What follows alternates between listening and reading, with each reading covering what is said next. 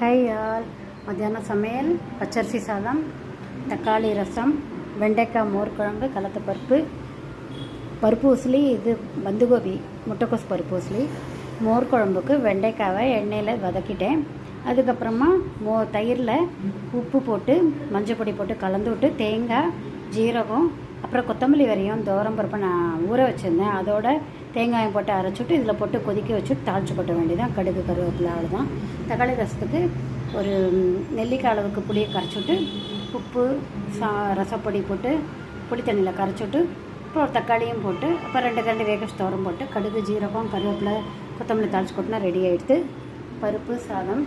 இது வந்து பருப்பு உசிலிக்கு கடலைப்பருப்பு, துவரம்பருப்பு ஈக்குவலாக ஊற வச்சுட்டு அது 4 காஞ்ச மிளகா, பெருங்காயம், கருவேப்பிலை வதக்கிட்டு இது அரைச்சி விட்டு அதை எண்ணெயில் வதக்கிட்டு கடுகு தாளித்து கொட்டு வதக்கிட்டு வேக வச்ச பந்துகோபினா கேபேஜை போட்டுட்டு வதக்கிட்டோன்னா ரெடி.